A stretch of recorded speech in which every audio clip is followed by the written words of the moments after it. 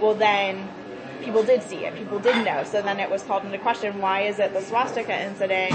You did all these things, but the N-word on a bulletin board, you didn't do any of those things. And so for the student, like, in their lens, are you saying that anti-Semitism, a swastika is more hurtful or biased than the N-word? Like, why is there a difference here? And so that's why I would never give up on, like, we needed a bias protocol. So did you keep asking your supervisor, or what did you do? Yeah, I took different avenues. I mean, when I asked, after a couple times it was put back on me, like, go look and see what other institutions have and what they do. I remember my supervisor did sort of step up and helped pull some things. I think it was from UC Denver, they have like some posters that they hang where a bias incident happens, but then there's also debate over when you post those posters about a bias incident happened here, here's what this means. Does it create good dialogue, bad dialogue? And there's pros and cons to it. But I remember, like, my supervisor shared that with our director, and then I just was pulling things from other institutions and passing it on at that point, and then it was just from there 2 years of off and on asking, and it got put on, I know, one of our leadership members' plates. And at that point, I just remember when I was, like, ready to search and leave, I was like, I'm leaving this where it is. Like, I've done all I can at this point. Yeah. You talked a little bit about talking to your colleagues about, like, what you should do and what you should do as a team and what you should do individually.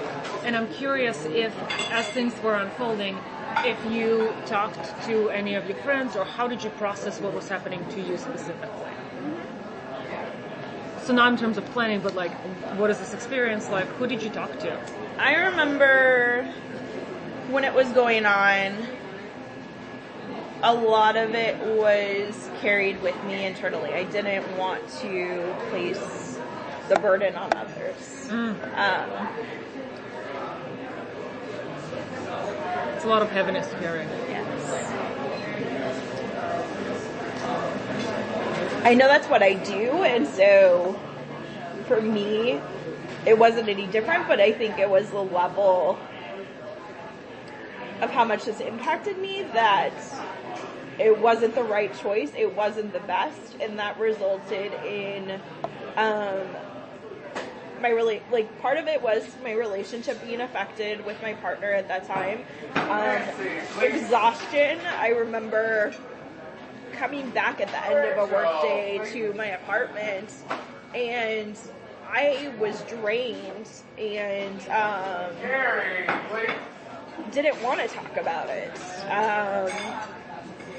And there was many weeks that went by that I just vividly remember I would go home, lay on my couch, and just, like, not do anything, and that's not my typical behavior, but in the moment I didn't realize it. It took me months after to think about that, of realizing it. It wasn't until my partner left and that relationship ended that then I processed with some of my good friends that weren't at Mizzou at that time, that little by little it was hard for me to process with them because they felt I should leave. They felt it wasn't a good environment. They felt I wasn't getting the support or guidance that I should. And so to have somebody who's not in it and recognizing that and throwing those things back, I didn't want to hear that because I knew I had this, like, I need to stay. I need to do something. And that was contradicting it. I think they had my best interest at heart, but that led to further isolation and not wanting to talk about it. And so I went to a counselor the spring semester off campus, and I just remember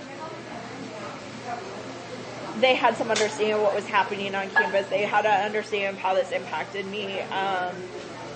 And so that was therapeutic and beneficial, but it was one of those temporary things that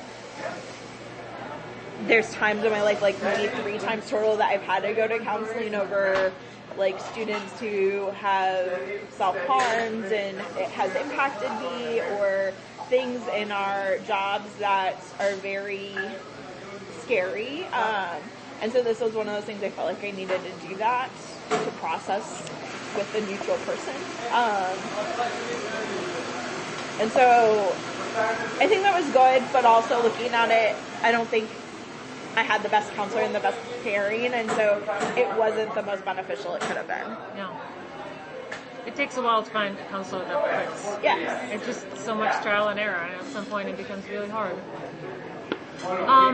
So you had laying on the couch. What other coping strategies did you use? I just remember throwing myself more into work. Mm-hmm. I tried to stay busy.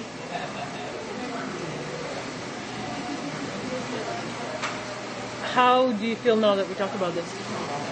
How is this specific conversation making you feel? It's things that I've always known, but never had the conversation in this depth or detail with one person. It's always very choppy, and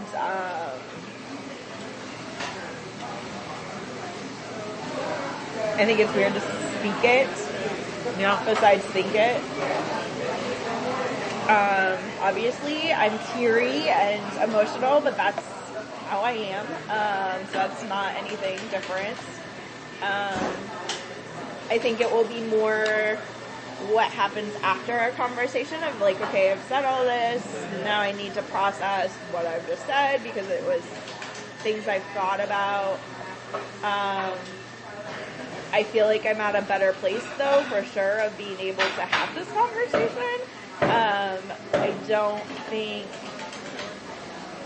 that vulnerability would have been there even a year after, and I still am on that teeter-totter at times about these things of how much do I say and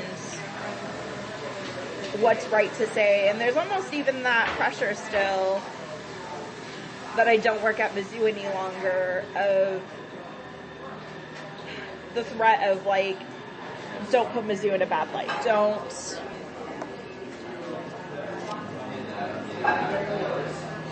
don't say things that could be called into question. So threat is a pretty specific word. When you say threat, do you mean internal or external? Where's that threat coming from?